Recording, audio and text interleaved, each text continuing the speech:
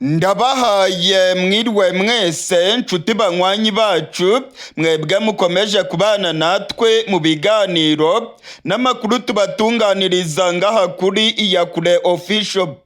Iyakure Official ni imboneshakure imwe rudende ibashitsa ko amakuru yizewe, amakuru atosoye, amakuru aba yatohojwe n'itsinda ry'abamenyesha amakuru b'inzobere mu karere k'ibiyaga binini, maze tukayabashikiriza mu buryo bwihuse. Turi kwigenekerezo rya mbere ukwezi kwa kabiri umwaka w'ibihumbi 2025. Abarwanyi ba M23 bamaze kwigarurira ikibuga cy'indege cya Kavumu muri Kivu y'Amajyepfo. Ndasubiramwo, intare za Sarambwe zimaze kwigarurira ikibuga cy'indege cya Kavumu muri Kivu y'Amajyepfo. Iki kibuga cy'indege bakigaruriye nta mirwano ibayeho. Abasirikare ba Kongo bamaze guhungira mu mujyi wa Bukavu. Kuva ku munsi w'ejo kwigenekerezo rya 31, abasirikare ba Kongo bari batangiye gushira mu gace ka Kavumu, ndetse n'abazarendo nabo bari bamaze guhunga. Ibikoresho bya gisirikare byari Kavumu babyerekeje mu mujyi wa Bukavu, ndetse indege z'intambara zari Kavumu zimwe zagiye Ikisangani, izindi bazerekeza i Bujumbura mu gihugu cy'u Burundi. Amakuru yizewe arimo kutugeraho avuye ku rubuga rw'intambara hariya mu gace ka Kavumu muri Kivu y'Amajyepfo aremeza ko ku isaha y'isa 10 ku isaha ya Goma ndetse na Bujumbura aribwo abarwanyi ba M23 bakandagije ikirenge cyabo ku kibuga cy'indege cya Kavumu. Ubungubu ikibuga cy'indege cya Kavumu mu buryo bwuzuye kirimo kugenzurwa n'abarwanyi ba M23. Ni urugamba rero rurimo korohera cyane abarwanyi ba M23 muri Kivu y'Amajyepfo. Amakuru atugeraho aravuga ko ubungubu noneho ubwo M23 imaze kwigarurira ikibuga cy'indege, nta kabuza abarwanyi ba M23 bamaze guca intege FARDC. Ibitero byose FARDC yagabaga ivuye ku kibuga cy'indege cya Kavumu ntabwo bizongera gukunda. Indege z'intambara zagwaga ikavumu ndetse n'ibikoresho by'intambara byagwaga ikavumu byose ubungubu bishyizweho iherezo. Abarwanyi ba M23 nibo barimo kugenzura kariya gace. Ubwoba ni bwose kandi ku basirikare ba FARDC ndetse n'abasirikare b'u Burundi bari mu mujyi wa Bukavu. Ubungubu inyeshyamba za M23 amaso yazo yose yerekeje mu mujyi wa Bukavu, zigiye kwerekeza muri uriya mujyi nk'uko amakuru arimo kutugeraho arimo kubyemeza. Umujyi wa Bukavu wahungiyemo abasirikare benshi ba FARDC. Umujyi wa Bukavu wahungiyemo abasirikare benshi b'u Burundi batigeze basubira mu gihugu cyabo. Uyu mujyi wa Bukavu kandi urimo abasirikare benshi b'imbonerakure, interahamwe za FDLR, ndetse uyu mujyi urimo abandi basirikare benshi b'abacancuro babashije guhunga bakava mu mujyi wa Goma. Uyu mujyi rero bizagorana cyane ko M23 nawo yawurwaniramo. Amakuru aravuga yuko FARDC ndetse n'abacancuro bayo bashobora rwose kwirukanka kibuno mpamaguru maze bakava muri uyu mujyi wa Bukavu nta n'imirwano ibayeho. Hari amakuru avuga yuko bashobora guhungira mu bice bya Uvira, abandi bakaba bakwerekeza mu gihugu cy'u Burundi, dore ko amakuru twamaze kumenya yemeza neza ko ubutegetsi bwa Gitega burimo kuvugana n'ubutegetsi bwa Kinshasa kugira ngo abasirikare bose bari mu gace ka Bukavu berekeze i Burundi, noneho ngo bazatangize imirwano baturutse mu gihugu cy'u Burundi. Amakuru yizewe kandi twatohoje neza aremeza neza ko abasirikare b'u Burundi bari mu mujyi wa Bukavu, abasirikare ba FARDC, interahamwe za FDLR ndetse na bamwe mu bacancuro ba FARDC bahungiye i Bukavu baba bagiye kwerekeza mu gihugu cy'u Burundi. Hari amakuru avuga yuko bagiye kujya mu Burundi aho ngo bazagaba ibitero ku gihugu cy'u Rwanda baturutse mu gihugu cy'u Burundi. Amakuru kandi aravuga yuko General Evariste Ndayishimiye yamaze kwemerera Kisekedi ko abari Bukavu bose agiye kubakira mu gihugu cy'u Burundi mu rwego rwo kugira ngo baticwa na M23 mu mujyi wa Bukavu. Ibintu birakomeye cyane rero, abasirikare ba Kongo, abacancuro, interahamwe za FDLR, aba bose bagiye kwerekeza mu gihugu cy'u Burundi. Bagiye kuva i Bukavu berekeza i Burundi nk'uko amakuru turimo kuvana mu gisirikare cy'u Burundi arimo kubyemeza. Ibintu rero birakomeye cyane kuko Kivu y'Amajyepfo nayo igiye kwigarurirwa n'abarwanyi ba M23. Uyu munsi bigaruriye ikibuga cy'indege cya Kavumu. Iki kibuga cy'indege cya Kavumu nicyo cyagiye gikoreshwa na FARDC ubwo bahagurutsaga indege zikomeye cyane z'intambara maze bakajya kurasa muri za Masisi, cyane cyane mu gace ka Sake ndetse na Nyiragongo. Amakuru yizewe rero aremeza ko nta musirikare wa FARDC wigeze rwose ahangana na zino nyeshyamba.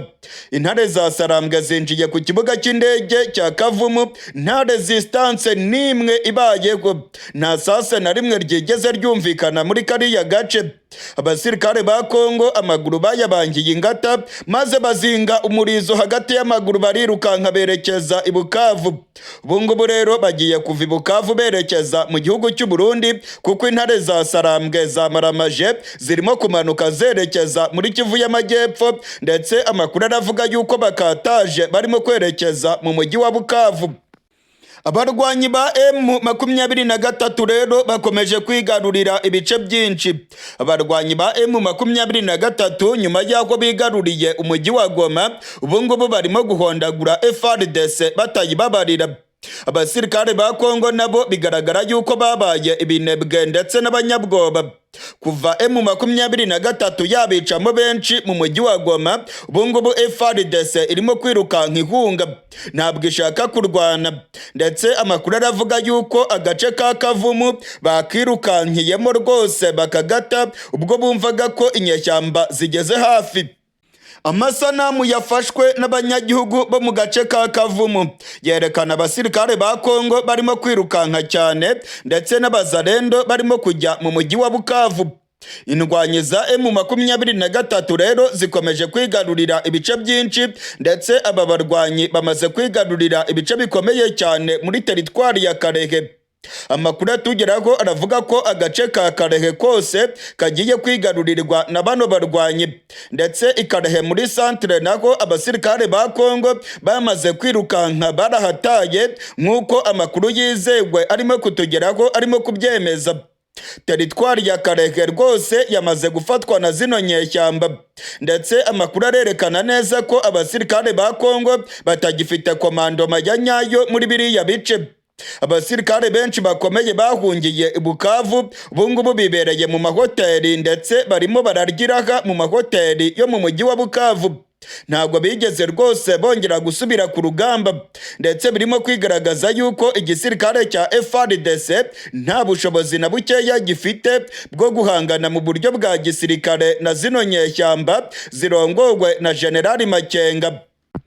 Amakuru yatugezeho ku mugoroba w'igenekerezo rya 31 yemezaga neza ko ikarehe kuri centre hariya kuri teritwari abasirikare ba Kongo bamaze kwirukanka bakahahunga nyuma yo kumva ko M23 irimo kuhasatira. Birimo kwibonekeza ko FARDC idashaka kurwana, dore noneho abasirikare ba Kongo bagiye guhungira mu Burundi.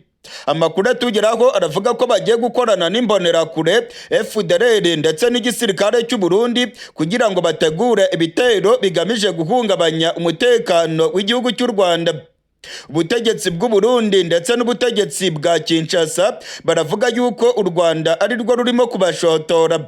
General Evaristo Ndayishimiye yaraye yatangaje amagambo akomeye avuga yuko yiteguye intambara y'u Rwanda ndetse n'u Burundi. General Neva yavuze yuko afite amakuru yizewe ko u Rwanda rugiye gushoza intambara mu gihugu cy'u Burundi, ndetse yavuze ko u Rwanda rurimo gufasha impunzi zahunze u Burundi bakaziha intwaro kugira ngo bazajye guhungabanya umutekano mu Burundi.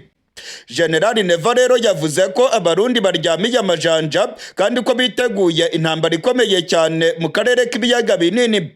Amakuru atugeraho rero aravuga yuko ubutegetsi bwa Kongo n'ubutegetsi bwa Kisekedi barimo gukorana na FDLR, imbonerakure ndetse n'izindi nyeshyamba zo muri Kongo kugira ngo bahungabanye umutekano w'igihugu cy'u Rwanda. abatutsi mu gihugu cy'u Burundi nabo barageramiwe mu buryo bukomeye. Amakuru twamenye nuko ubutegetsi bwa Gitega burimo gutegura ubwicanyi bukomeye cyane bugiye kwibasira abantu bo mu bwoko bw'abatutsi, kuko ubutegetsi bwa Gitega buvuga ko abatutsi babangamiye intwaro ya CNDD FDD, ndetse ngo abatutsi barashaka gutembagaza ubutegetsi bw'u Burundi, ndetse ngo bakanatembagaza ubutegetsi bwa Kisekedi. Ibintu bigiye kuba mu gihugu cy'u Burundi birateye ubwoba. Ubutegetsi bwa Gitega burimo gutegura ubwicanyi bukomeye cyane bugiye kwibasira abantu bo mu bwoko bw'abatutsi. Ndasubiramwo, hari amakuru yizewe yemeza ko ubutegetsi bwa Gitega burimo gutegura ihonyabwoko mu gihugu cy'u Burundi. Abantu bo mu bwoko bw'abatutsi bagiye kwicwa. Imbonerakure zamaze guhabwa ibirwanisho.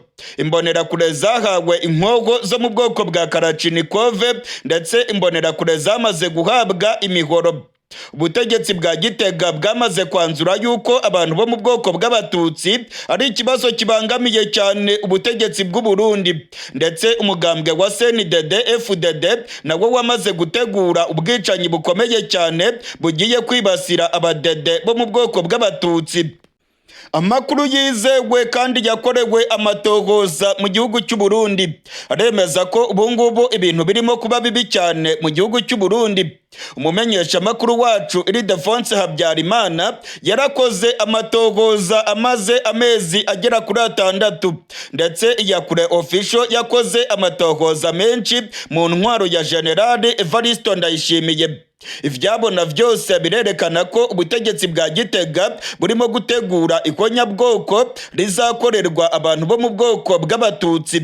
Amagambo yarayatangajwe na General Evariste Ndayishimiye avuga yuko intambara igiye gukomera mu gihugu cy'u Burundi, nayo yongeye gutera ubwoba abo mu bwoko bw'abatutsi. General Neva yavuze ko intambara igiye gukwira igihugu cy'u Burundi, ndetse yavuze yuko u Rwanda ngo rurimo gutegura ibitero bigamije guhungabanya umutekano w'igihugu cy'u Burundi.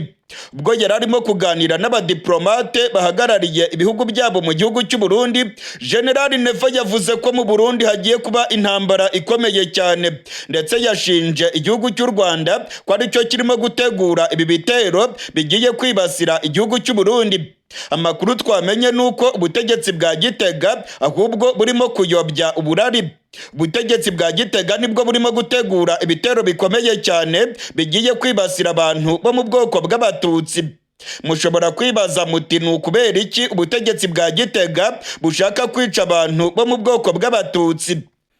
Amakuru twatohoje neza mu gihe kirekire mu gihugu cy'u Burundi, twamenye ko ubutegetsi bwa Gitega bukorana neza na Perezida Kisekedi wa Repubulika Iharanira Demokarasi ya Kongo. Ubutegetsi bwa Gitega bushingiye ku moko. Ubungubu mu gihugu cy'u Burundi umugambwe wa CNDD FDD urongoye igihugu urongowe n'abo mu bwoko bw'abahutu. Abahutu bivugwa ko aribo barongoye igihugu cy'u Burundi, ndetse bavuga ko aribo bantu babushitse mu gihugu cy'u Burundi.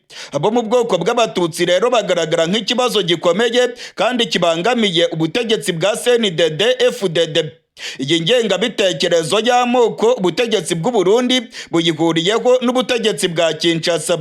Hari amakuru avuga yuko abantu bo mu bwoko bw'abatutsi bo mu karere k'ibiyaga binini bashaka kwigarurira ubutegetsi bw'u Burundi ndetse n'ubutegetsi bwa Kongo. Ubutegetsi bwa Kongo n'ubutegetsi bw'u Burundi bavuga ko abahima bo mu karere k'ibiyaga binini bashaka gushinga ampire himatutsi mu karere k'ibiyaga binini. Bityo rero ngo ubutegetsi bwa Gitega barashaka kubwigarurira, ndetse bakavanaho n'ubutegetsi bwa Kisekedi bugafatwa n'abatutsi. Izi ntambara zirimo kubera muri Kongo, ubutegetsi bwa Gitega n'ubutegetsi bwa Kinshasa bavuga ko ari intambara zirimo guhuza amoko abiri. Abahutu cyangwa se ababantu ngo barimo kurwana n'abatutsi cyangwa se abanirotike. Ibingibi rero ngo bihangayikishije cyane ubutegetsi bwa Gitega buvuga ko abatutsi cyangwa se abahima cyangwa se mu yandi magambo abanirotike ngo babangamiye cyane ubutegetsi bwa Gitega. Abahima ngo barashaka gusenya ubutegetsi bw'abahutu mu Burundi, ngo barashaka no gusenya ubutegetsi bw'ababantu hariya muri Kongo, maze ngo abatutsi cyangwa se abahima cyangwa se mu yandi magambo abanirotike bakaba aribo bigarurira ubutegetsi mu karere k'ibiyaga binini, bagashinga icyo ubutegetsi bwa Gitega na Kongo bakunze kwita Empire Himatutsi. Ingengabitekerezo y'amoko rero niyo irimo kubica bigacika mu butegetsi bwa Gitega ndetse n'ubutegetsi bwa Kinshasa. Ubutegetsi bwa Kongo buvuga yuko abantu barimo kugaba ibitero muri Kongo ari abantu bo mu bwoko bw'abatutsi bubuye intwaro, bakaba barimo kurwana bashaka kuvanaho ubutegetsi bwa Kisekedi. Mu Burundi nako Kisekedi yumvishije neza Evariste Ndayishimiye ko ikibazo bagihuje. General Neva nawe arabona ko abantu bo mu bwoko bw'abatutsi ngo aribo bamubangamiye cyane, akavuga rero ko abatutsi bo mu Burundi bashyigikiwe n'ubutegetsi bw'u Rwanda, bavuga ko ngo nabwo burongowe n'abo mu bwoko bw'abatutsi. Mu ijambo yarayagejeje ku badiplomate bahagarariye ibihugu byabo mu Burundi, General Neva yavuze ko igihugu cy'u Rwanda ubungubu ngo kirimo gutegura ibikorwa bikomeye byo kubangamira umutekano w'igihugu cy'u Burundi. Mu magambo akomeye cyane ndetse n'umujinya mwinshi, General Neva yavuze ko ibyo bintu batazabyemera ndetse ko intambara izakwira akarere kose. Muri aya magambo ya Perezida General Evariste Ndayishimiye yavuze ko u Rwanda rurimo gufasha abajene bo mu Burundi bahunze igihugu cy'u Burundi. Abangaba rero bahunze benshi nabo mu bwoko bw'abatutsi, ndetse ubutegetsi bwa Gitega bubashinja ko barimo gushaka gutembagaza intwaro ya CNDD FDD. Amakuru atugeraho rero akavuga ko ubutegetsi bwa Gitega burimo kwikanga igiti n'amabuye. Ubutegetsi bwa Gitega burimo gutegura ibikorwa bikomeye cyane by'ubwicanyi bigiye kwibasira abantu bo mu bwoko bw'abatutsi, kubera ko ubutegetsi bwa Gitega ngo bubibona neza ko abatutsi babangamiye cyane intwaro ya CNDD FDD. CNDD FDD iravuga ko abatutsi barimo gufashwa n'igihugu cy'u Rwanda kandi ko bashaka kuvanaho ubutegetsi bw'abahutu mu gihugu cy'u Burundi. Amakuru twamenye nuko ubutegetsi bwa CNDD FDD bwatangiye gutegura ibikorwa by'ubugizi bwa nabi bizibasira abantu bo mu bwoko bw'abatutsi. Imbonerakure zamaze guhabwa imihoro. Imbonerakure irya nino ku mitumba zamaze guhabwa za Karachinikove. Ikindi kintu giteye ubwoba irya nino ku mitumba ndetse no ku bucimbiri nuko imbonerakure ndetse n'abategetsi bo mu Burundi bamaze gukora amaliste y'abantu bo mu bwoko bw'abatutsi batuye irya nino ku mitumba. Aya ni amakuru yemejwe n'amasoko yacu mu butegetsi bwa Gitega, ndetse bikavugwa yuko ubutegetsi bw'u Burundi n'ubutegetsi bwa Kongo bavuga yuko babangamiwe cyane n'abantu bo mu bwoko bw'abatutsi. General Evariste Ndayishimiye arongoye igihugu cy'u Burundi. Ingengabitekerezo y'amoko yamugiye mu bwonko. Iyi ngengabitekerezo y'amoko ni nayo iri muri Kisekedi barayihuje, bavuga yuko ubwoko bw'abatutsi burimo gushaka kwigarurira ubutegetsi mu karere k'ibiyaga binini. Ibingibi byose rero n'urwitwazo bakomeje gukoresha kugira ngo bagirire nabi abantu bo mu bwoko bw'abatutsi, ndetse bakomeze kuguma ku butegetsi badakemura ibibazo by'abanyagihugu. Nk'uko twabibabwiye mu makuru yacu yatambutse, igihugu cy'u Burundi cyohereje abasirikare muri Kongo ngo bajye gufasha FARDC kurwanya M23. Mu basirikare boherejwe, amakuru twamenye nuko abarenga 90% bose ari abo mu bwoko bw'abatutsi. Abasirikare benshi b'abatutsi bari mu gisirikare cy'u Burundi babohereje muri Kongo ngo bajye gupfirayo. Nabo M23 yafashe matekwa, ubutegetsi bwa Gitega bwarabihakanye, bwavuze yuko bene wabo b'abatutsi aribo babafashe, bityo rero ngo bazabakoze icyo bashaka. Ubutegetsi bwa Gitega buvuga ko M23 ari abatutsi, ndetse ngo nabo basirikare b'u Burundi bafashwe nabo ngo ni abatutsi, ngo bene wabo rero nibo babafashe bazabakoresha icyo bashaka. Aya ni amakuru yizewe twavanye mu gisirikare cy'u Burundi. Iyi ngiyi niyo mpamvu yatumye ubutegetsi bwa Gitega bwanga kwemera ko abasirikare b'u Burundi bafatiwe ku rubuga rw'imirwano muri Kongo. Barabihakanye rwose kubera ko ari abo mu bwoko bw'abatutsi batakibakeneye mu gihugu cy'u Burundi. Ibintu birimo kubera mu gihugu cy'u Burundi birateye inkeke. Ubutegetsi bwa Gitega burimo gutegura ubwicanyi. Abarundi ndetse n'abarundikazi murimo kudukurikira, nyamuneka ni mwicungere. Ubutegetsi bwa Gitega burimo gukora ibikorwa bibi cyane, ndetse amagambo yarayatangajwe na Generali Evaristo Ndayishimiye yagiriza igihugu cy'u Rwanda ko gishaka gutera u Burundi ni amagambo ateye kwibazwaho. Yavuze ko intambara igiye gukomera cyane mu karere k'ibiyaga binini, ndetse yavuze ko intambara igiye kuba generalize. Ibi ngibi ni amagambo akomeye cyane, ndetse abantu bo mu bwoko bw'abatutsi biravugwa yuko bashobora kwicwa kubera ko barimo gushinjwa gukorana n'igihugu cy'u Rwanda hagamijwe gutembagaza ubutegetsi bwa CNDD FDD. Mu magambo yarayatangajwe na Perezida General Evaristo Ndayishimiye, yavuze yuko buri gihugu kigiye kwirwanaho, yakoresheje ijambo sodebriye. Yavuze yuko buri gihugu kigiye kwidebriya kikirwanaho, ndetse muri uku kwirwanaho amakuru twamenye nuko abategetsi nka Kisekedi na General Neva bamaze kwemeza ko ingengabitekerezo y'amoko ariyo bagomba gukurikiza. Ngo barabibona neza ko abantu bo mu bwoko bw'abatutsi ngo bashaka gutembagaza ubutegetsi bwabo. Ajya makuru rero ubutegetsi bwa Gitega niyo burimo kugenderaho. Izi ngengabitekerezo z'amoko zigiye gukora ikintu kibi mu Burundi. Barundikazi, ndabasaba ko mwahaguruka mukarwanya ingengabitekerezo z'amoko. Abarundi bose turi bamwe, baba Abahutu baba Abatutsi, twese turi Abarundi. Nta murundi asumba undi, yaba Umuhutu yaba Umututsi, twese tuva amaraso. Ibintu rero ubutegetsi bwa Gitega burimo gushaka kubeshya imbonerakure, burimo gushaka kubeshya abategetsi, bababwira ko Abatutsi bashaka gutembagaza ubutegetsi bwanyu. Nyamuneka barundikazi barabashuka, barimo kubagenda rwose. Abatutsi ni abavandimwe banyu, Abatutsi ni abanyagihugu b'u Burundi, ntacyo bigeze batwara u Burundi, ku buryo ubutegetsi bwa Gitega bwatangira kuvuga yuko Abatutsi babangamiye intwaro ya CNDD FDD. Nyamuneka Barundi, muramenye ntimugwe mu rwobo. Muramenye CNDD FDD ntibashuke rwose. CNDD FDD irimo gushaka kwitwaza amoko, igashaka koreka abanyagihugu b'u Burundi, imbonerakure ndetse n'abandi banyagihugu bo mu bwoko bw'Abahutu. CNDD FDD ntibashuke rwose. CNDD FDD irimo kwitwaza amoko, igashaka kuroka igihugu mu manga. Ntibabahende, ntibabashore mu bwicanyi. Ubwicanyi burimo gutegurwa na CNDD FDD, nyamuneka ntimubigemo rwose. Igihugu cy'u Burundi kitajya mu manga ikomeye cyane. Abarundi twese turi bamwe, dukwiye kubana neza mu mahoro kandi tukabana uko turi mu Burundi, ibyiza by'igihugu cyose tukabisangira, aho kugira ngo CNDD FDD iducanishemwo. Vous voyez ce qui se passe ici, tout près de chez nous. Pourquoi ce silence? Est-ce que la communauté internationale ne voit pas les conséquences? Murabona ibibera aha hafi yacu. Kubera iki hariho guceceka? Ese umuryango mpuzamahanga ntubona ingaruka zabyo?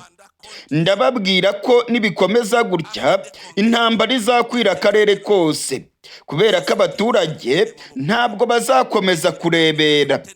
U Rwanda nirukomeza kwigarurira amatware, bagafata za teritwari mu bihugu byacu, nzi ko bazagera no mu Burundi, kuko barimo gufata urubyiruko rw'impunzi bakaruha intwaro.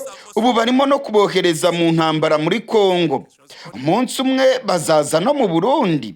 Ntabwo tuzabyemera rwose. Intambara izakwira akarere. Tuzi imigambi yabo. Barimo gutegura ikintu kibi ku gihugu cy'u Burundi. Barimo gutegura akantu mu Burundi. Ntabwo tuzabyemera. Kubw'amahirwe Abarundi barabizi kandi baraburiwe. Niba umuryango mpuzamahanga utabyitayeho, hano twebwe i Burundi ntabwo tuzarebera ibyo biba. Ndongera guhamagarira umuryango mpuzamahanga gufata ibi bintu nk'ibintu bikomeye kandi bihangayikishije. Dufite ikibazo kitubangamiye mu karere, kandi si Burundi gusa. Tanzania, Uganda, Kenya n'akarere kose. Iyo uburasirazuba bwa Kongo budafite amahoro, n'akarere kose nta mahoro kaba gafite. C'est à toute la région, c'est une menace. Si l'Est du Congo n'a pas la paix, la région n'a pas de paix. Generali Evaristo Ndayishimiye arongoye igihugu cy'u Burundi yongeye kuvuga yuko intambara ikomeye cyane irimo gukomanga mu karere k'ibiyaga binini. Generali Evaristo Ndayishimiye ubwo yari arimo kuganira n'abambasaderi bahagarariye ibihugu byabo mu gihugu cy'u Burundi yababwiye ko intambara ikomeye cyane igiye no kugera mu gihugu cy'u Burundi. Yavuze ko abaturage b'u Burundi biteguye intambara ikomeye cyane kubera ko izava muri Kongo yerekeza mu gihugu cy'u Burundi. Mu kiganiro Generali Evaristo Ndayishimiye yagiranye n'abambasaderi yaberuriye ababwira ko u Burundi burimo kwitegura intambara ikomeye cyane. Generali Neva yashinje igihugu cy'u Rwanda ko ari cyo kirimo gukwirakwiza intambara mu karere k'ibiyaga binini aho ngo kirimo kwigarurira ibice byinshi by'ubuseruko bwa Kongo. Abarundi rero ngo nabo baryamiye amajanja kandi bazi neza ko u Rwanda rushobora no kugera mu gihugu cy'u Burundi. Generali Neva yashinje u Rwanda ibirego bikomeye cyane. Yavuze ko u Rwanda rurimo gutoza impunzi z'abarundi zahungiye mu Rwanda kugira ngo zizajye guteza umutekano muke mu gihugu cy'u Burundi. Generali Neva yavuze ko akarere kose kari mu byago bikomeye cyane kubera ko intambara irimo kubera mu buseruko bwa Kongo ngo igiye kwadukira akarere kose. Ibingibi rero Generali Neva yongeye kubitangaza nyuma y'amakuru twabagejejeho tubabwira yuko yaburiye inzego za gisirikare ndetse n'umugambwe wa CNDD FDD akabateguza ko bagomba kuryamira amajanja ndetse akaba yarababwiye ko u Burundi bugiye kwinjira mu ntambara ikomeye cyane. Murabyibuka mu makuru twabagejejeho ngaha kuri Iyakure Official twababwiye ko Generali Evaristo Ndayishimiye yateguje abarundi ko bagiye kujya mu ntambara ikomeye cyane. Niba utarakurikiranye iyo nkuru ushobora kumanuka mu nkuru zacu ukareba inkuru twanditse ko Generali Evaristo Ndayishimiye yateguje abarundi ko hagiye kuba intambara ikomeye cyane mu gihugu cy'u Burundi. Yongeye kubisubiramo rero imbere y'abadiplomate bahagarariye ibihugu byabo ngaha mu gihugu cy'u Burundi. Umutegetsi ukomeye mu butegetsi bwa CNDD FDD yemeje ko u Burundi burimo kwitegura intambara. Ivyabona byose birerekana ko abasirikare b'u Burundi baryamiye amajanja. Irya nino ku mipaka y'u Burundi na Repubulika Iharanira Demokarasi ya Kongo harunzwe abasirikare benshi. Ku mipaka y'u Burundi n'igihugu cy'u Rwanda harunzwe ibitwaro biremereye cyane ndetse n'abasirikare benshi b'abakomando b'igisirikare cy'u Burundi. Amakuru dufite nuko ubutegetsi bwa Gitega ngo burimo kwitegura intambara ikomeye. Ubutegetsi bwa Gitega kandi bukomeje gukorana na FDLR mu migambi yo gushaka guhungabanya umutekano w'igihugu cy'u Rwanda.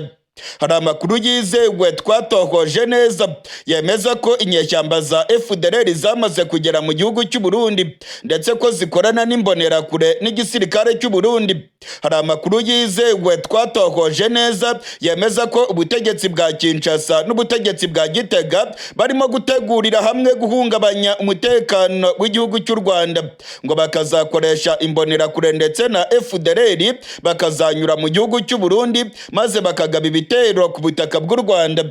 Hari amakuru kandi yemejwe n'ubutegetsi bw'u Rwanda aho ambasaderi Olivier Jean Patrick Nduhungirehe minisitiri w'ububanyi n'amahanga w'igihugu cy'u Rwanda yavuze yuko u Rwanda rwabonye amakuru yizewe ko muri iyi minsi Repubulika Iharanira Demokarasi ya Kongo yari irimo kwitegura kugaba ibitero ku gihugu cy'u Rwanda.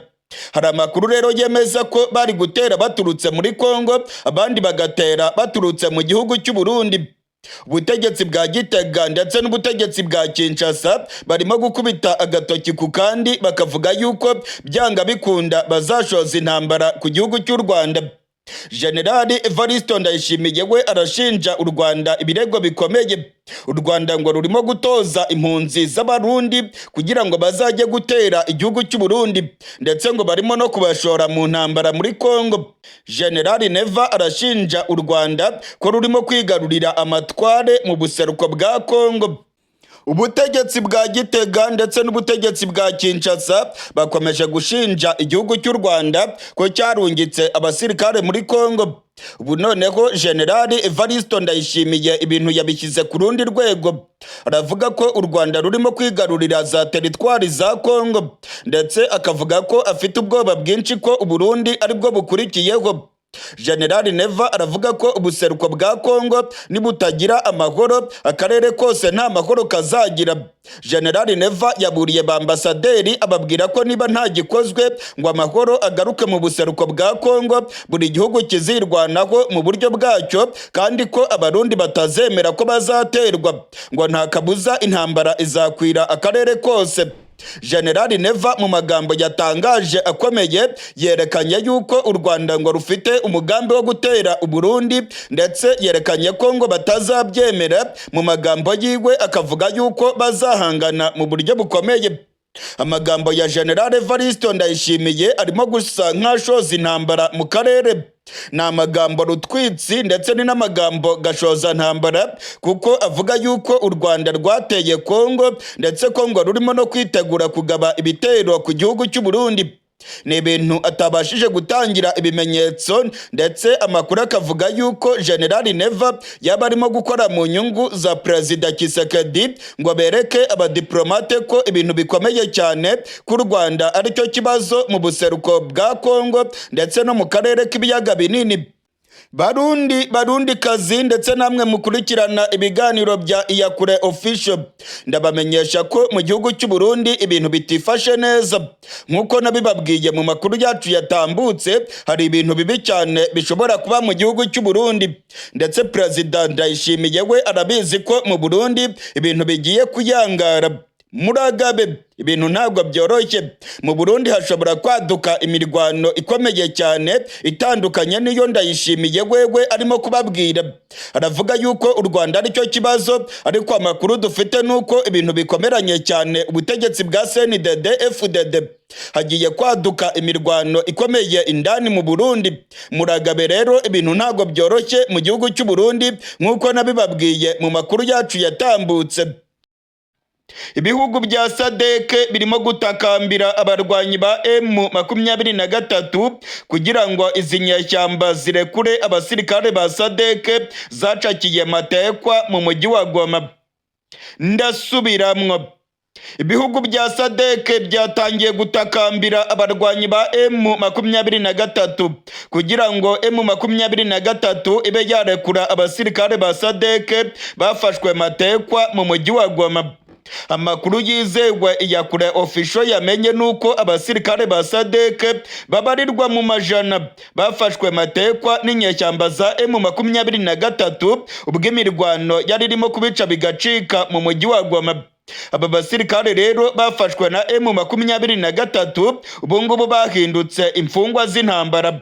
SADC irimo gukora ibishoboka byose kugira ngo irebe yuko yafunguza abasirikare bayo bacakiwe na M23 ku rubuga rw'imirwano mu mujyi wa Goma.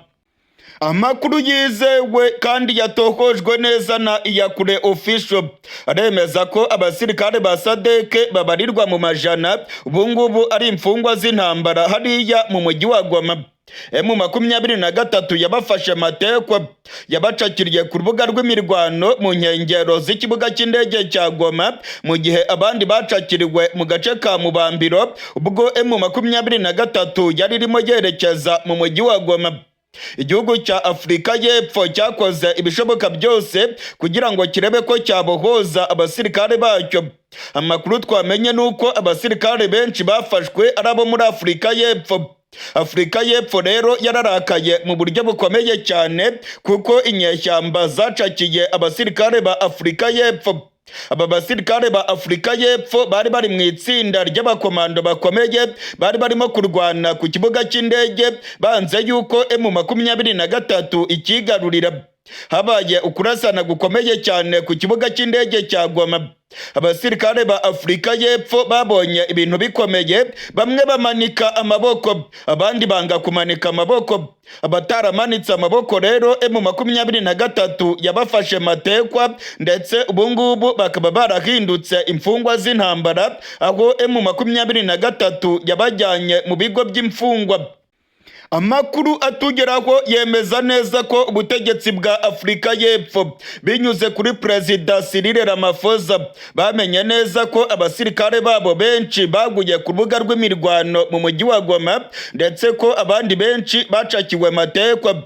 Cyril Ramaphosa yifuje ko igihugu cy'u Rwanda cyamufasha maze ngo kikamusabira abarwanyi ba M23 bakaba barekura abasirikare ba Afurika y'Epfo bafashe matekwa ku rubuga rw'imirwano. Amakuru atangazwa n'ibimenyesha amakuru byo muri Afurika y'Epfo yemeza neza ko igihugu cy'u Rwanda cyabyanze, ndetse amakuru akavuga yuko u Rwanda rwanze kubijyamo rwose.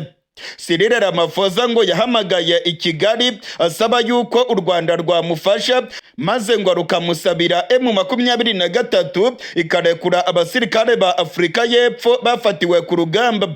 Amakuru ava muri Afurika y'Epfo yemeza ko u Rwanda rutabikoze, ndetse ko u Rwanda rwabonye nta nyungu rubifitemo.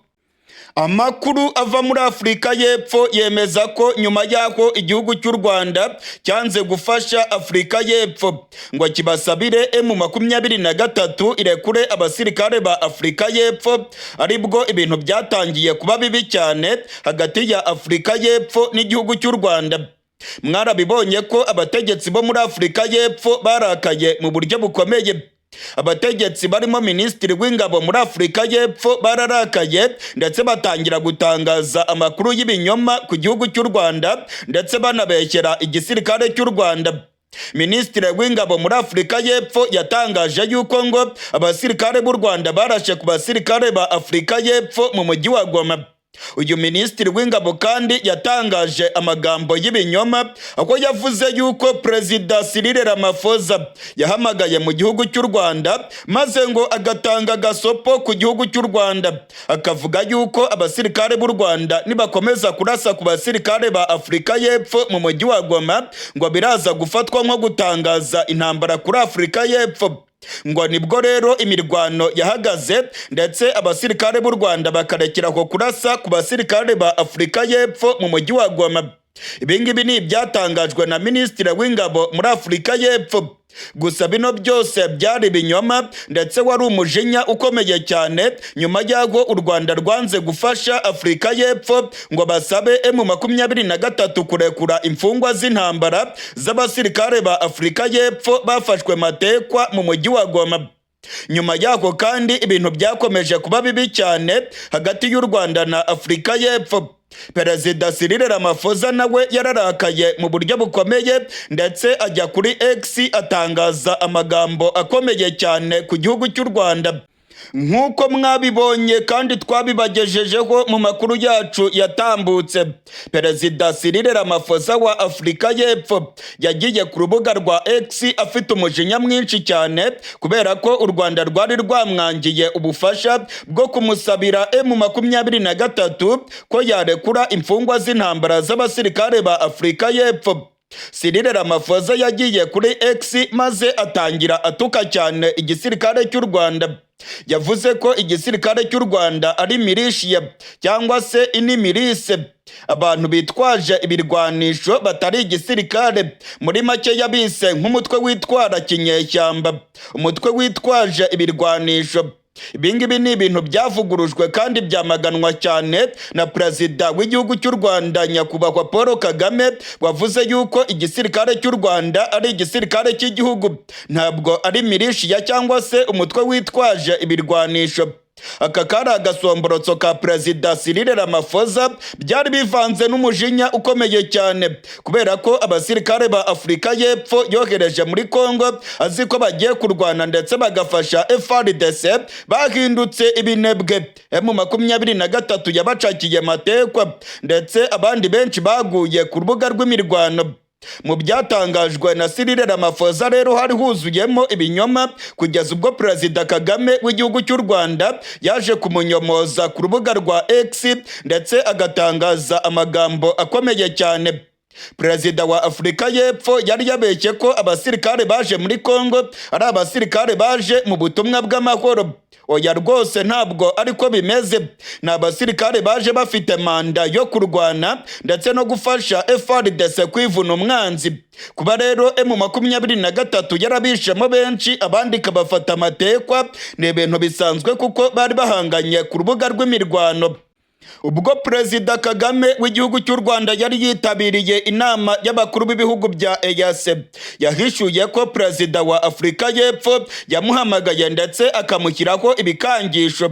Perezida Kagame yabiteye utwatsi ndetse yongera gutanga agasopo ku gihugu cya Afurika y'Epfo, avuga ko azareba ibyo bikangisho ndetse yababwiye ko aho gukangata bakanga igihugu cy'u Rwanda bakabaye baragize icyo bakora abo basirikare babo bapfiriye muri Kongo ntibicwe na M23 ndetse n'abo bafashwe matekwa ntibafatirwe muri Kongo. Mu kiganiro Perezida Kagame yagiranye na Cyril Ramaphosa, Perezida Ramaphosa yemereye Kagame ko abasirikare ba Afurika y'Epfo baguye ku rubuga rw'imirwano mu mujyi wa Goma ari igisirikare cya Kongo cyabarashe. Cyril Ramaphosa yemeza neza ko M23 atariyo yishe abasirikare ba Afurika y'Epfo. Ibi ni ibintu yemereye Perezida Kagame ubwo bari barimo kuganira kuri telefone. Kugeza ubu rero amakuru arimo kutugeraho avuye muri Afurika y'Epfo aravuga ko Perezida Cyril Ramaphosa ndetse n'ubutegetsi bwa Afurika y'Epfo baba bamaze gushyira umupira hasi, ngo babonye ko gukangata ntacyo bimaze. Ubu ngubu batangiye gutakambira M23 kugira ngo ibe yarekura imfungwa z'intambara yafatiye ku rugamba. Batangiye kandi gutakambira M23 kugira ngo ibafashe bajye gufata imirambo y'abasirikare ba Afurika y'Epfo baguye ku rugamba maze bayohereze muri Afurika y'Epfo. Kugeza ubu rero abasirikare ba Afurika y'Epfo M23 yabafashe matekwa. Amakuru atugeraho aravuga ko babarirwa mu majana, abandi barenga 50 barapfuye, nubwo igisirikare cya Afurika y'Epfo cyatangaje ko abapfuye ari 13. Amakuru atugeraho aravuga ko abapfuye barenga 50 ndetse ko ibiziga byabo birimo gushakishwa. Igisirikare cya Afurika y'Epfo rero kirimo gutakambira abarwanyi ba M23 ngo kibafashe ibintu bitatu bikurikira. Igisirikare cya Afurika y'Epfo kirasaba ko M23 yabemerera bagakoresha ikibuga cy'indege cya Goma mu gucyura imirambo y'abasirikare ba Afurika y'Epfo bapfuye. Igisirikare cya Afurika y'Epfo kandi kirasaba M23 ko yakwemera abasirikare ba Afurika y'Epfo bakajya habereye imirwano bagatoragura ibiziga by'abasirikare ba Afurika y'Epfo maze bakazabijyana iwabo muri Afurika y'Epfo. Ikindi kintu cya gatatu abasirikare ba SADC barimo gusaba nuko M23 yabemerera bakajya mu mujyi wa Goma gufata ibipfungurwa ndetse bakabona amazi meza n'umuriro w'amashanyarazi. Ibingibi M23 nayo yababwiye ko igiye kubyigaho ikazabasubiza. Ku munsi w'ejo mu gihugu cya Zimbabwe habereye inama ikomeye cyane, inama ya SADC. Iyi nama yanzuye yuko abaminisitiri b'ingabo muri SADC bagomba kwihuta cyane bakajya muri Kongo bakajya kureba ko batahukana ibiziga by'abasirikare ba SADC baguye ku rubuga rw'imirwano. Nta kabuza rero aba baminisitiri b'ingabo bazaganira n'abayobozi ba M23. SADC ubu ngubu irimo gusaba M23 ko yakwemera bagacyura abasirikare ba Afurika y'Epfo baguye ku rugamba.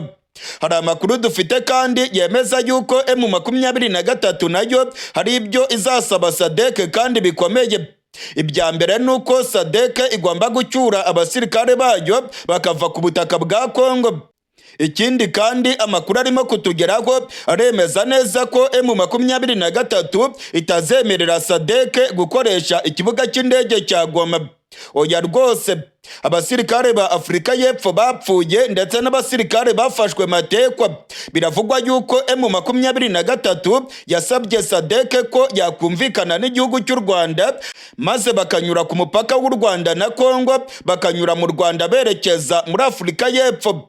M23 ngo ntabwo ishaka ko SADC yongera gukoresha ikibuga cy'indege cya Goma. Oya rwose ngo nibumvikane n'igihugu cy'u Rwanda maze M23 nayo ifata abasirikare ba SADC ibanyuze mu Rwanda, burira indege bajye muri Afurika y'Epfo. N'ibiziga by'abasirikare ba SADC nabyo nuko nguko ngo bigomba kugenda. Ajya nta makuru arimo kutugeraho avuye mu masoko yacu mu gisirikare cya M23. Gusa abasirikare ba Afurika y'Epfo ndetse n'abategetsi muri Afurika y'Epfo ngo barabona ko cyaba ari ikimwaro gikomeye cyane. Ibimenyesha makuru bikerekana abasirikare ba Afurika y'Epfo barimo kugenda nka za bihehe zatsinzwe, barimo kwinjira mu Rwanda, ngo barimo kwerekeza ku kibuga cy'indege i Kigali. Ibingibi ngo byatuma abaturage ba Afurika y'Epfo bigaragambya ndetse ngo ubutegetsi bwa Ramaphosa bwaba buri mu mazi abira. Amakuru atugeraho rero aravuga ko Afurika y'Epfo ikomeje gukora ibishoboka byose ngo isabe M23 bakoresha ikibuga cy'indege cya Goma. Kuba ngo abasirikare ba Afurika y'Epfo banyura mu Rwanda ngo byaba ari igisebo gikomeye cyane. Ibimenyesha makuru byose byakwerekana aba basirikare ba Afurika y'Epfo. Abaturage ba Afurika y'Epfo bamenya yuko abasirikare babo bafashwe matekwa. Ibingibi ngo byagwa nabi cyane ubutegetsi bwa Ramaphosa. Ni ibintu rero byatesheje umutwe ubutegetsi bwa Afurika y'Epfo, bakaba barimo gutakambira izi nyeshyamba za M23. Amakuru atugeraho akemeza neza ko M23 nayo ititeguye kubyemera.